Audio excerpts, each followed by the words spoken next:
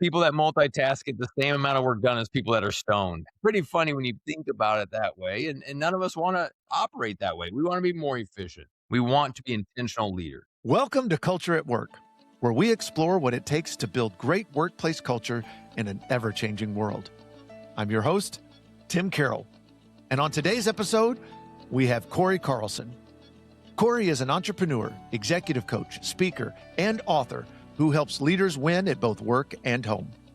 Drawing from 20 years in corporate America, where he rose to the executive level, Cory knows firsthand the pressures and challenges leaders face: burnout, strained relationships, and the pull between professional success and personal fulfillment.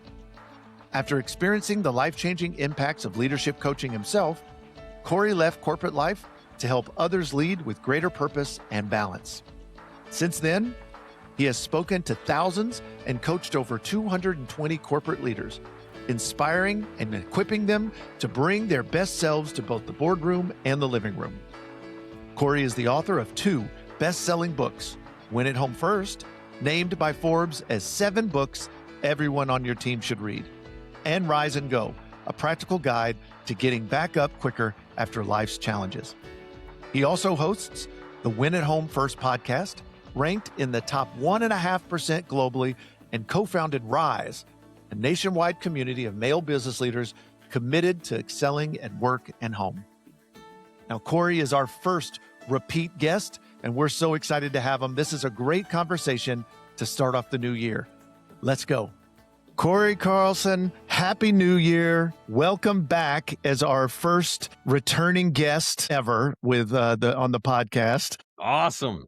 It is a pleasure, as always, to talk to you. This is I just think that you're a great guest, period, full stop. But beginning of the year, everybody, new year, new you, everybody wants to kind of pull it together, tighten up a little bit, get the year started off right. And for me, getting your home life in order and your work life in order and balance the two is really, really important. So I just thought you're the best person for it. So thank you for joining us for the second time. Hey, thank you very much, Tim. It was an honor to get the invitation. It's pretty cool. And your last episode, if anybody's listening to this for the first time, go back, find Cory before and the other episode that we have from a couple of years ago, but it is well worth the listen. But again, we're going to ask you the same question, start off as we always do. And you've already answered it once before. I'm going to find this interesting to go back and listen to the 2 because things change. I really do think this answer can evolve. But here in 2026, how do you define culture? Yeah, I would be curious what I said a couple of years ago as well. But I mean, how I define culture is just how, even without words being said, like, how are people engaging with each other? Can you tell, is there trust? Do people like each other? Are they quiet and they just, maybe walk away? It's fun when I travel into different companies to speak. I can sense the culture. Are they laughing, or everyone's kind of quiet, head down, everyone's looking at their phone, or are they engaging with each other? You can just kind of observe cultures. Do people want to be together or kind of retreat? Same thing with families. You can step into a house and just get this sense of, is it filled with love and joy, or is everyone kind of independently operating? And even my kids can tell on a sleepover. When they go spend the night at someone's house, come back, we ask them questions, they get the sense of the culture. There's family dinner. There's no phone. Or no, there's not really a family dinner. Everyone's kind of on the couch watching TV or in different rooms. You can just totally tell the engagement of others. So I think culture is just the idea of people either want to spend time together, there's trust, accountability, or they don't. Isolation, survival. It's interesting. What comes to mind is that when you go to someone's house and you're like, that smells. There's something that's like so you can go to someone's house and tell the different smells at different houses, and you can go to someone's house and tell the different cultures, right? Absolutely. So you said trust. I want to unpack that just for a second. I'm just curious. I say all the time that the equation for trust is consistency plus time equals trust. Mm-hmm. How do you, if we could unpack that a little more, how do you feel trust can be built And in all these questions, a lot of it's going to be balanced between home and work. But how do you feel trust can be built and maintained? Well, building off your equation consistently over time, trust is built when your yes means yes. If at home, if you are a parent says, I will be at your game tonight, well, you're either at the game or you're not at the game. And if you do that too often, trust is broken. If you tell your spouse on the way home, I'll stop by the store and pick up XYZ, or I will be home tonight by 6 o'clock. If you either are or you aren't. And over time, you're either building trust or your trust is eroding. And then at work, same thing will take place. Did you meet the deadline as you said you would? Meeting starts at 10 a.m. Were you there at 10 a.m. or were you there at 10:10? You build trust by consistently making your yes mean yes. We'll be right back after these messages. Is your team overloaded? Avanto helps teams save time and money by using AI to handle daily work from order management and AP processing to task handling without adding headcount. It works inside the tools you already use, with no new dashboards to manage. Go to goavanto.com to see how we can run your daily operations. Every space tells a story, shaped by sound, light, and the way people feel inside it. At Mars, we believe architecture should perform as beautifully as it looks. Our interior wall systems are designed to provide acoustic support, refined aesthetics, and enduring quality, so people can focus, collaborate, and connect without distraction. Precision engineered glass, solid partitions create calm, clarity, and flexibility, allowing spaces to evolve while maintaining design integrity. From workplaces to healthcare and education, Mars helps shape environments that truly support the people who use them, today and into the future. Mars, performance you feel, design that lasts.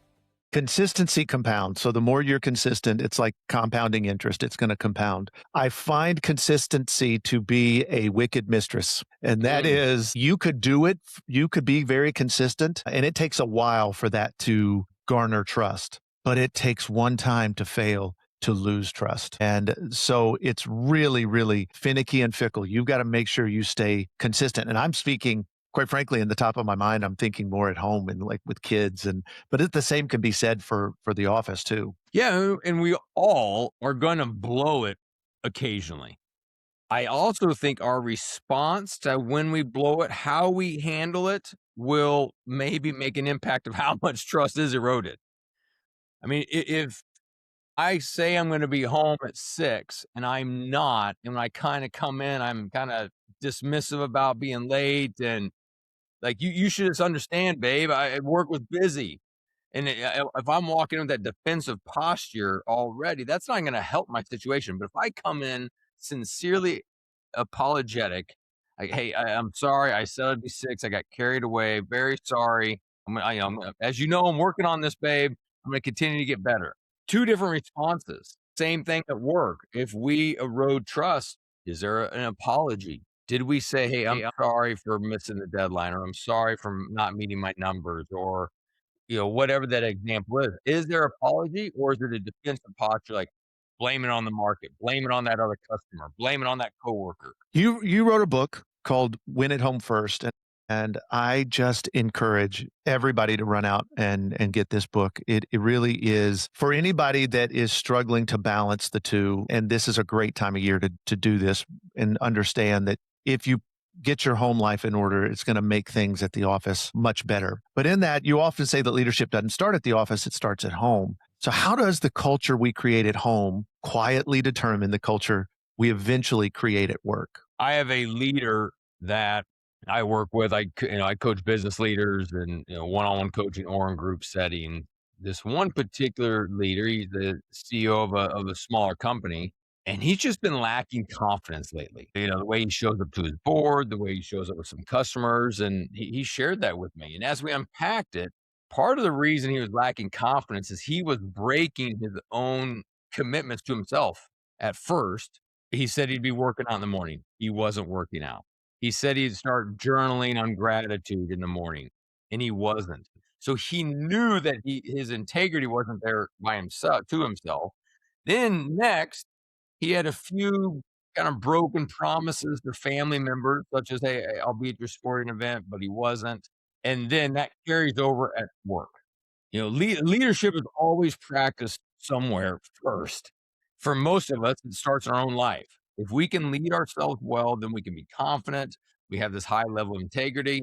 Then it's how do we treat our spouse and our kids from those relationships? Because if we know they're going well, that we're confident, our yes means yes. Then when we go to work, we walk in there standing tall. It's it's amazing to me the power of confidence, and I haven't thought about it a lot until you just said that. That diminishment of confidence can really wholeheartedly affect your leadership, how you interact with your family. I mean, it's confidence is a sneaky important piece to the success both at home and in the office, right? Yeah, I mean, absolutely. And confidence, I mean, yeah, some of us are born with it, maybe more than others, but no matter if you get born with a little more, a little less, all of us over time, our confidence is affected by our consistent daily habits. I mean, if I've had too many late nights in a row, or I've broken my own rule on sugar, or or alcohol, or getting to the gym, or doing my quiet time, I start to feel less confident. But man, when I'm hitting on all those things that I think are important to help me get going, I'm doing well. Well, I think confidence can help with stamina, and I think this is a great lead into to my next question here is that many leaders listening, they're ambitious, driven, well intentioned, we hope, but exhausted. Into the year now, we're gearing up. We're trying to get our stamina together for the new year. But how do we as leaders improve that stamina so we don't win just at one or the other? We don't just win at the office and we give all of our best there and there's nothing left in the tank at home. How do we improve that stamina? A few things I want to make sure I hit on this. One is just the awareness that we've got to make it from the time we wake up to the time our head hits the pillow is a step in the right direction. For anyone listening to this, you have many more roles in life than just a great employee or great boss or great leader. You're also a spouse, a parent, a friend, plus a boss or a leader. So if you're going to get in a car and do a road trip, you're going to make sure that, hey, do I have enough gas to get from here to my destination? And if you don't, you're going to fill up halfway through or whatever you need to make sure you have enough gas to get there. Same thing with our energy throughout the day. We need to do whatever we can do to make sure that our day doesn't end when we walk through the front door, but instead when our head hits the pillow. So what does that look like? For some people, that may mean go for a walk around the building midday to get a little extra energy. Maybe that means on the drive home, instead of listening to sports radio or politics or another podcast, you turn it all off and to recharge and think positive thoughts going into your home. Maybe listen to some worship music or music that kind of inspires you so that when you walk in the house, you have more energy. The other thing, Tim, I'll say is all of us need to turn down the noise on our phones. I encourage a lot of my clients to turn off notifications. In 2025, Microsoft did the Microsoft Workplace Trend Report. Everyone who has a Microsoft Suite, they've got access to your data. It says every 2 minutes, we are interrupted with a Slack, email invite, or email, a meeting invite, social media prompt every 2 minutes. That's just noise. That's tiring. So one thing I encourage leaders to do is to delete notifications. You do not need to know that there's breaking news on the other side of the world of an earthquake. You do not need to know that a stock went up and down unless you're a day trader. You don't need to know that what's taking place. Same thing, every email comes in. If you do the math the other way, that means we are checking our social media, our emails over 200 times a day. And some listeners like, oh, I don't do 200. Well, one, do the math or pay attention, but fine. Let's just say you do it 100 times. That's 100 times. We're not going to walk out to the mailbox 100 times to check out our mail at home. That would be crazy. But what we do with our mailbox at home is we batch it. We go to our mailbox once a day or maybe once every 2 days. And I'm not encouraging leaders to check their email once a day or once every 2 days, but that's just an example of how we've got time. I work with leaders that only check social media once a day, only check their email at 10 and 2, and they have maybe an assistant look. There's a lot of ways to kind of slice this, but the overall theme is how, as a leader, can you turn down the noise in your life instead of allowing everyone to push their priorities to you? Instead, you say, I'm going to be in control. I'm going to pull it when I want.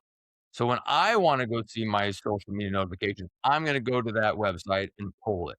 When I want to go see how did my sports team do last night, I'm going to go to that app and pull that information as opposed to allowing ESPN, CNN, Fox, LinkedIn, everybody to keep pushing everything to me. Yeah, I'll tell you, I got rid of notifications, changed my life because I read a report about the endorphins and the things that get triggered in our brains when that happens, and we get a payoff. And so now we've conditioned our body to get that notification and then look at it and get a payoff on looking to see what that is. And I found myself in important meetings getting a notification and in the middle of the meeting, like, looking at my phone, which was rude and just not conducive to being in the moment. And so, I just think that have triggered ourselves to do that. And it is changing our focus. And then there's all kinds of statistics about there. If you get distracted from what you're doing, it takes 22 minutes or something. Don't quote me on that to get yourself back into the rhythm where you were. And so that distraction from those notifications, big, big, big deal. When I wrote my second book, Rise and Go, I found a study that says it was done in the UK. People that multitask, which you actually aren't multitasking, you're just toggling back and forth. So if you are on a webinar, but then all of a sudden you start looking at an email, you're not listening to the webinar anymore, you're reading email. And then you'll go back and forth.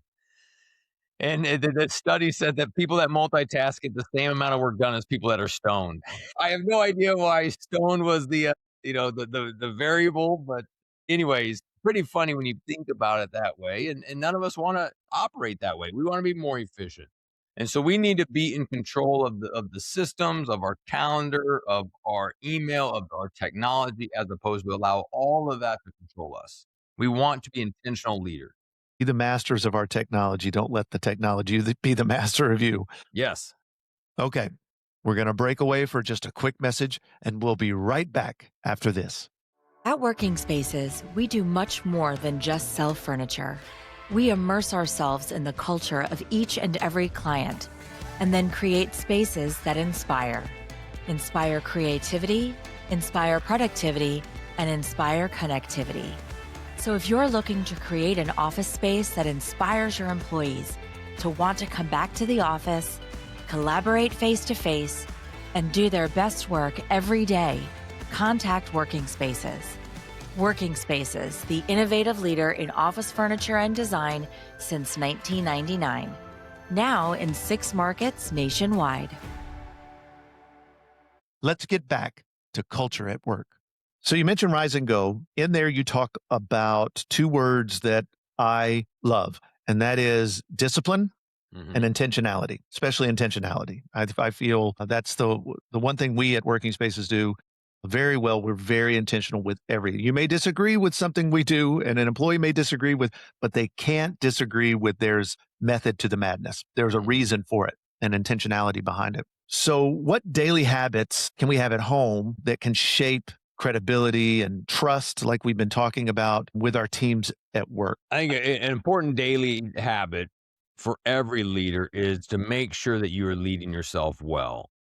And whatever that is, it's going to help you. Is it to do quiet time, scripture, prayer, meditation, go for a walk, run, some form of exercise? But when we do that, not only can we maybe have more energy throughout the day. Tim, you're the same way because I know you exercise. The days I exercise in the morning, I have more energy throughout the day than the day I'm like, you know what? I'm sleeping in an extra hour today. I'm more tired throughout the day. I don't know. It's just wild how it works.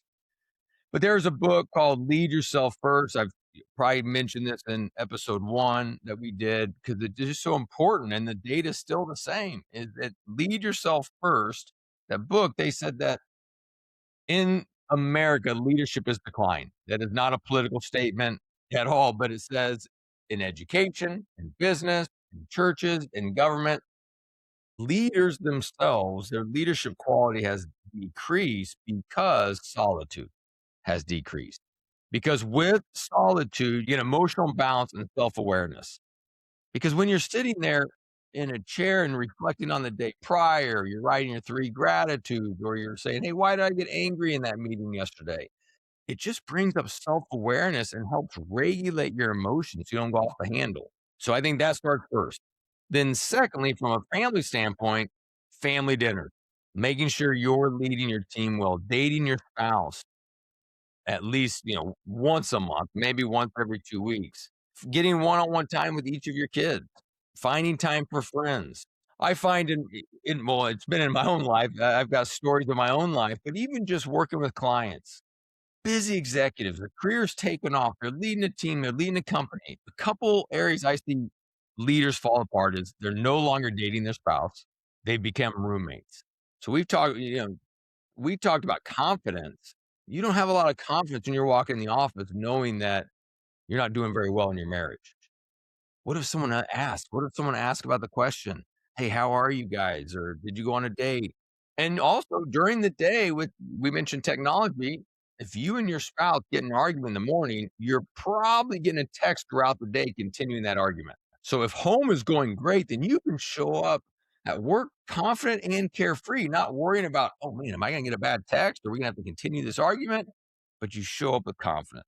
So with executives I work with, I see them stopping to date. So I help get them back to pursuing their spouse. I also see a lot of leaders who no longer have friends. As their family grew, they started investing time in them. As their career took off, they were busy. And so what falls off is friends. Well, Tim, that leaders to isolation because there's a lot of people whose real friends aren't at work or they can't be at work because they're the boss. They sign the paycheck. So we need to make sure we're having friends outside of work for encouragement, accountability. So it starts out leading yourself well. Next is, hey, how are you doing in your marriage with your kids and your friends? And then from there, you take that confidence, that energy, that renewed sense of purpose, then you're able to lead well at work. So, a couple of things on that. One, I'll tell you that I started a few years ago after reading, and a lot of people have read about this 5 a.m. club.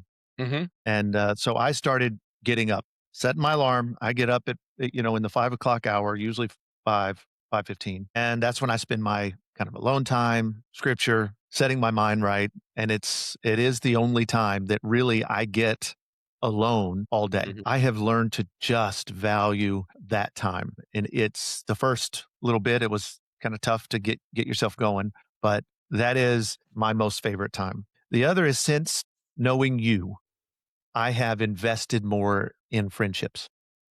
Cool. And I'm not great at it because very busy and I travel a lot and all that. But even my wife acknowledged recently, has seen a difference in my investment in building friendships, not a gazillion of them, but a handful of them, and trying to get to a place where, it's iron sharpening iron. And these are people that I'm surrounding myself. So I can say the 5 people that I most surround myself is who I am. Yeah. And that's because of you. I will say that I Mm. really have thought about that almost every day since we first met. Well, thank you very much. Appreciate it.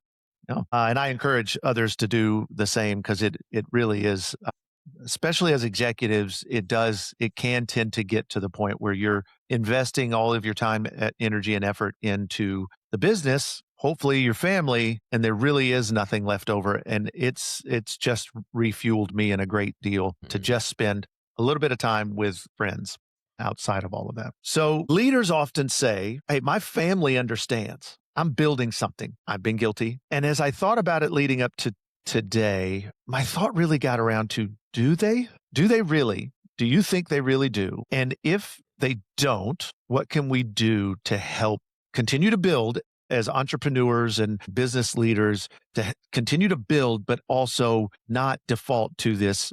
I don't have to worry about this because they know I'm building something. Let's just assume that every spouse, every family initially understands that. idea. Let's just go. I mean, there's probably somebody out there who went and launched a business or did something, and before even launch point, the spouse was like, I don't believe in this. That's a bad move.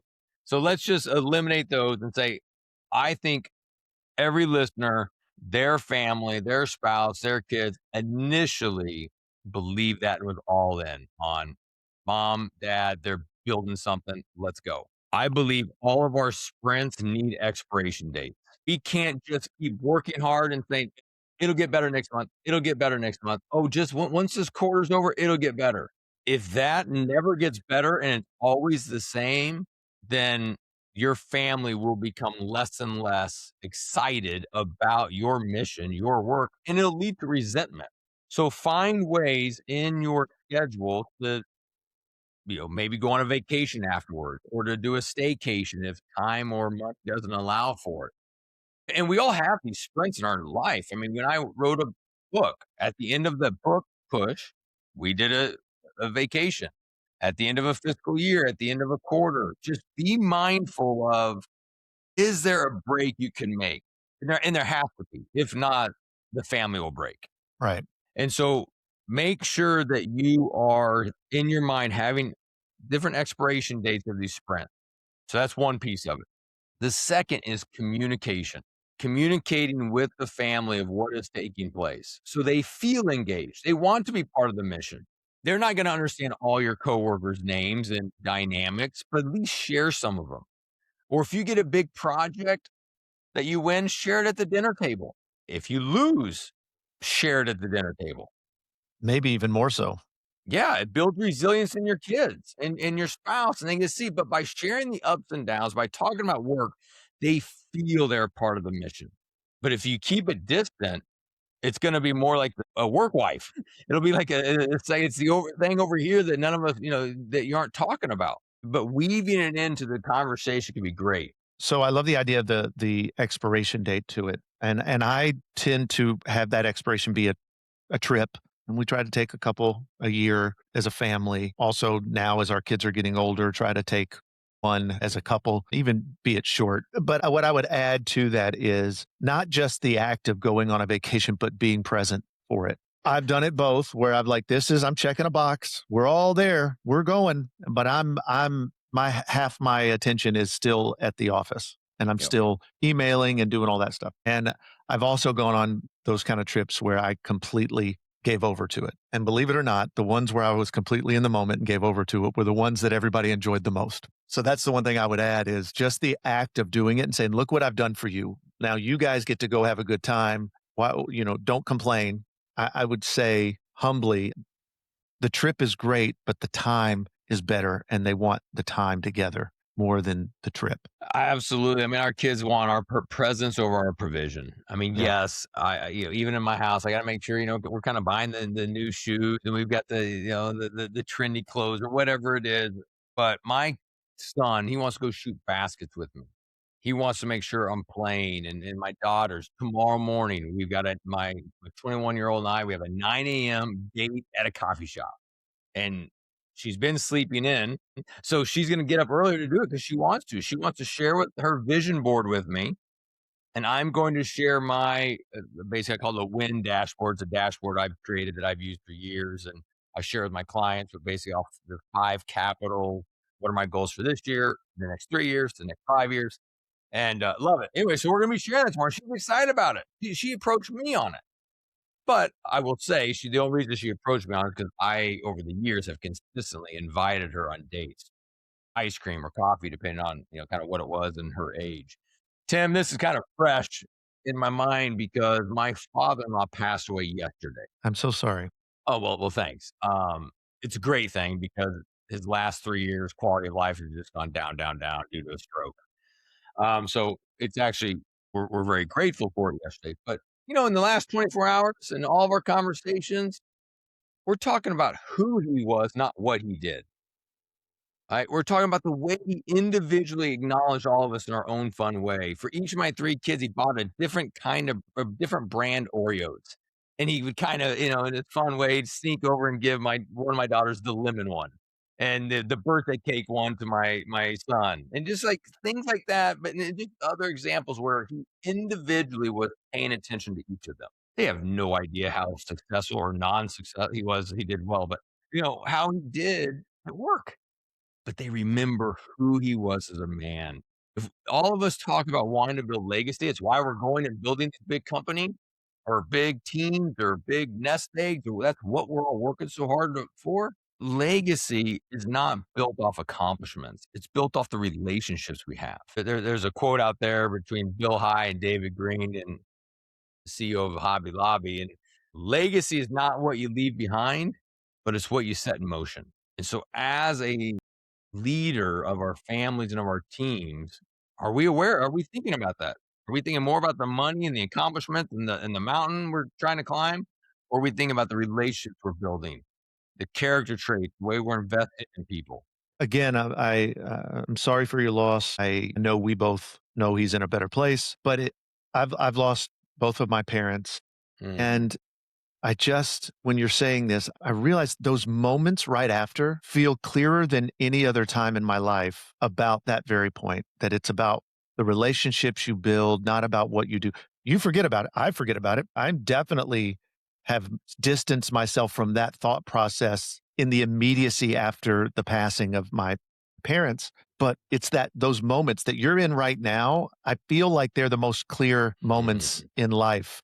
Those days, maybe weeks right after a significant loss where you really get it, that it's about a relationship. Nobody is going to care when they're talking about who you were at your funeral. Are they going to talk about, man, oh man, was he so successful? Man, look at the wealth that he built. You're right, right. It's going to be all about the relationships. And that's both at work and at home. But that moment, it just hit me that that moments right after a significant loss, it feels like you are clearer than ever in that mindset. Yep, yep. Completely agree. Yeah, you can't go manufacture that the other 365 days out of the year. I get it. But I do think by having our quiet times, by maybe having some reminders in your office, like we can be reminded of that a little bit more. Like the verse, teach us to number our days so that we may have wisdom. Like I'm using that as a reminder of I've just got a set amount of days in my life. I don't know what that number is, but there's a set number. So, by teaching me to number my days, they give me wisdom on how to lead well. That verse I worked on is 2 years ago.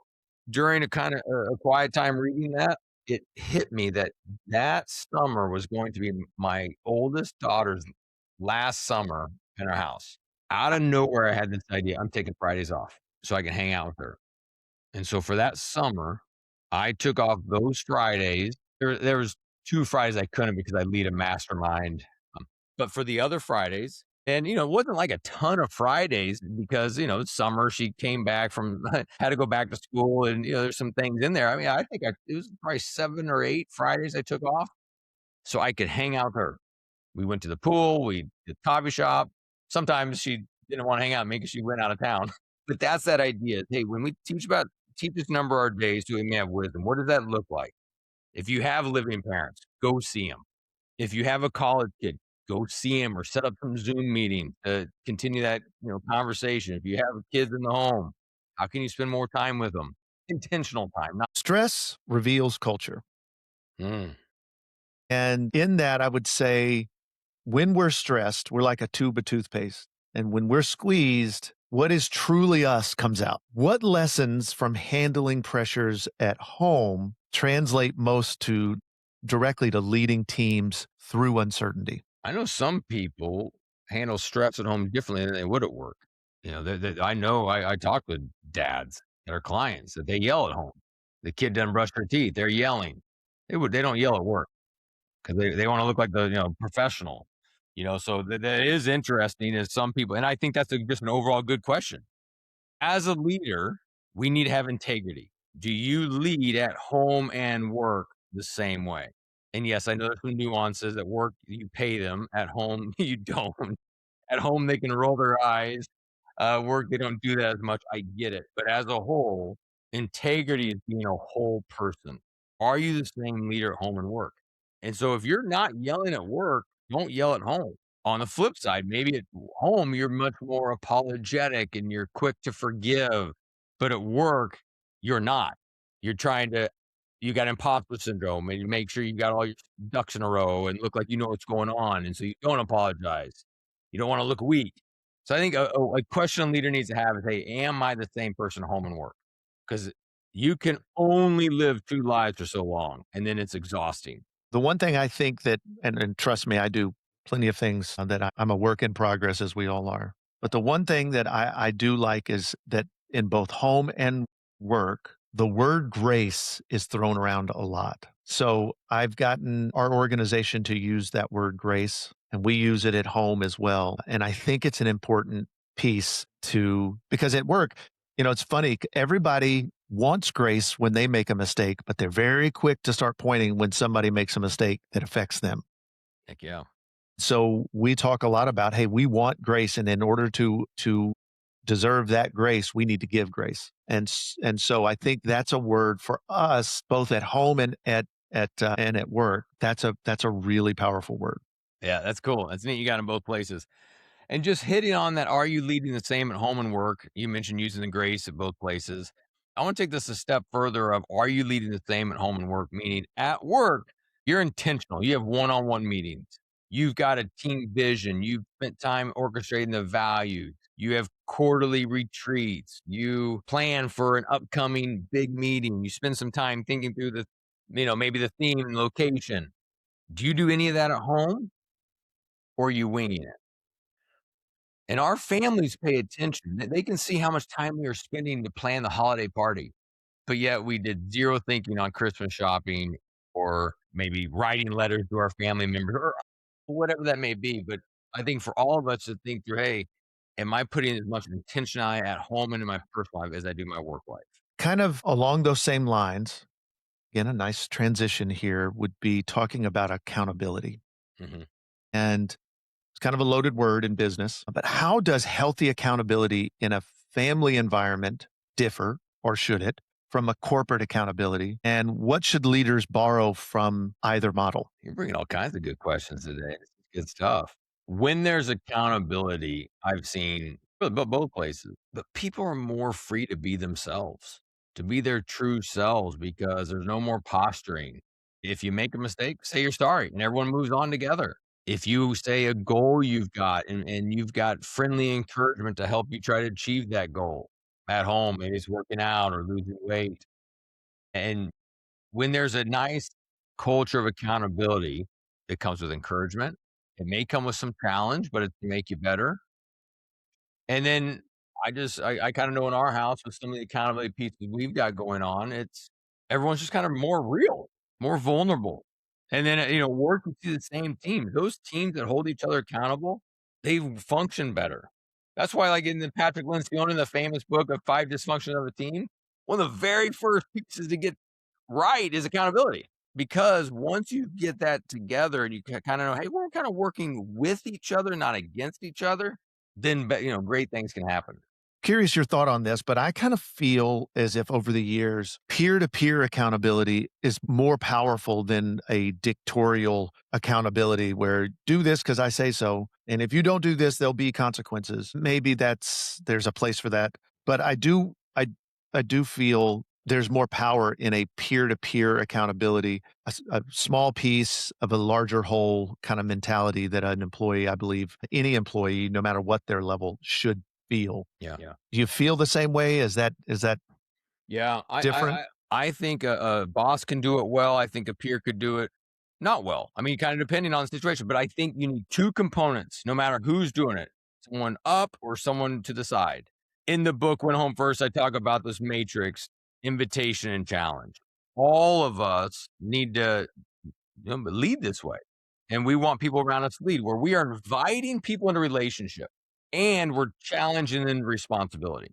Both. It's truth and grace. It's inviting them into relationship. So what does that mean? So at work, inviting them in relationship is, do you know your employee's spouse name, their kid's name, what motivates them, what are their hobbies, where do they like to go vacation? Like you can have a legit conversation with them. You've invited them into relationship. At home, inviting relationship means hanging out, getting ice cream, getting coffee. Do you know some of your kids' friends' names? Do you know what they like to do? What's the music or TV show they're watching? Challenge and responsibility means at work, we got a deadline. You missed your numbers this month. You were late to the meeting. At home, responsibility is grades, make your bed, do your laundry. It's both. And when we are led with both relationship and responsibility, we thrive. I had a boss I worked for a few years. It was all challenge. I had 3 kids. I'm pretty sure they didn't even know if I had how many kids I had. They for sure didn't know names. And we had a good week. And on our one-on-one call, as far as good activity, I was like, yeah, it's gonna be a good. We moved on right on to, well, what are you doing next week? What's the outlook for next month? If we had a bad week, well, I would have hoped we would have went on to look ahead like we did, but no, we just would sit in it and talk about why that week was so bad. When you are a leader that's high dictator, you may get short-term results from your employees and even from your kids, but at night, the employee's looking at LinkedIn for a new job. When the kid goes to college, they get rebellious because the guardrails are falling down. They want to go roam. Then on the top left, kind of this matrix idea, top left, if you are all relationship and no responsibility as a friend, as a leader, as a parent, it's a cozy culture. All you do, don't worry about that. Man, what'd you think about that football game this weekend? There's no accountability. It's a cozy culture. If you have a culture like that, your A players leave. That's right. If you have a cozy culture like that at home, your kids get bored. They start looking around. Hey, there's, that boyfriend over there kind of is more, enjoyable than my family. My family's kind of bored. So we want to be both relationship responsible. Our employees are empowered and our kids are loved when we do live in that quadrant. So as we come to the end here, this is a kickoff to the new year 2026. I'm interested in kind of your cadence leading into a new year. What do you do? For me, I always come up with the 5 F's, faith, family, friends, fitness, finance, and have a SMART goal attached to those that I try to accomplish throughout the year. I pick up word of the year. Yeah. I get my ringtone to match the word of the year. So it's always reminding me every time the phone rings. Ooh, I like the ringtone. Okay. Yeah. So sometimes it's easier than others to find the ringtone that matches. What do you do to prepare yourself intentionally, to go back to that word, for success in the new year? Yeah. What is your word of the year? Faith. Faith. Cool. And again, not to go too deep into it, but I don't feel I chose that word. It was very clear that it was chosen for me. And so that's it. That could be a good thing or a bad thing. We'll see what happens this year, but faith is my word of the year. And then do you lay out, when I do my word of the year, I then lay out what that looks like at work as a husband, as a father, as a friend. Do you lay out what that word looks like in those areas? Yes, a word like faith, I feel I could decide what I think it is, and it may be very different this year. Yeah. But they're not always that way. I mean, sometimes it's pretty clear the intentionality of this word is very. Faith leaves me a little shook when that word came to me. I was like, okay, all right, let's do this. Faith it is. But I do have an idea of from a work perspective where this needs to lie, and definitely from, as my kids are now getting into the teen years and high school years, faith is very important. Yeah, for sure. I heard this phrase I just love, and I pray that your faith has feet. Yeah. I just think that's Amen. so cool because faith is not just sitting on the couch and I hope this works. It's like, no, man, faith is actually stepping out, It's a verb. taking steps to restore the relationship or to go pursue the new business account or whatever it is. So, Tim, I pray your faith has feet in 2026. Well, amen. Thank you so much. Your mouth to God's ears. But what do you do to prepare? I know you have this, you mentioned it, you've mentioned it before. You have your 5 capitals, you have your things, but what do you do going into the new year? Some similarities for sure that you have. One thing, and it's not too late for a listener if you've not done this, it's not too late. Matter of fact, you can even do this. I do this with all my clients every 6 months. But I use the 5 R's to reflect on the previous month. Because what we don't want to do is we just don't want to go into the new year and really not take with us what we learned and how we grew and how we got better. And better versions of ourselves. So the 5 R's is in 2025, what went really well at home and work, and writing those items down, what went really well. Secondly is reach. Where did you reach? Where did you step out at home, at work, in your leadership? And I noticed two things, Tim, with clients is usually the reach what went really well, giving evidence that often when we stretch ourselves, it's not a debacle, it's not a disaster. It usually actually worked out pretty well. So you take that confidence and lean into that and take some courageous reach in 2026.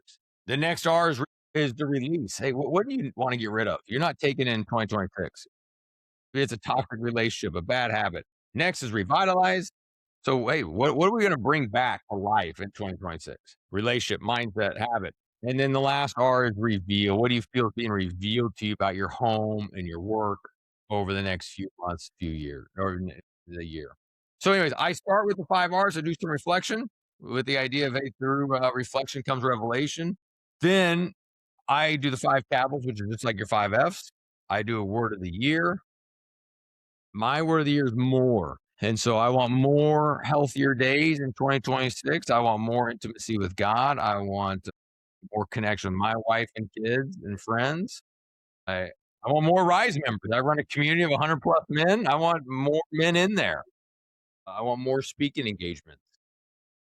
And so, anyways, that's the idea of kind of going. And you do your ringtone. I base mine off a verse. So Ephesians 3:20 is now to him who is able to do far more abundantly than all that we ask or think, according to the power at work within us. And that more. Well, I'll take a quick prayer for you that you do have more this year, and that it expands, that God expands you even further than you could have possibly imagined. So I hope and pray for that for you. Cory, thank you. Intentionality, if there's one thing that I hope that everybody gets, we are sometimes as just people, I was going to say leaders, but just as people, we are intentional with our work life, but we just kind of go on a whim with our home life. And so hopefully from this, you get and understand that if you want to win at work, you got to be intentional and make plans, but the same things are true at home, that you got to be intentional and make plans for success. Don't just let it happen around you. Be intentional about it. So Cory, thank you so much. Happy New Year again. I can't wait for our next conversation. Thanks, Tim. I always enjoy talking with you. Thank you for the opportunity. Absolutely.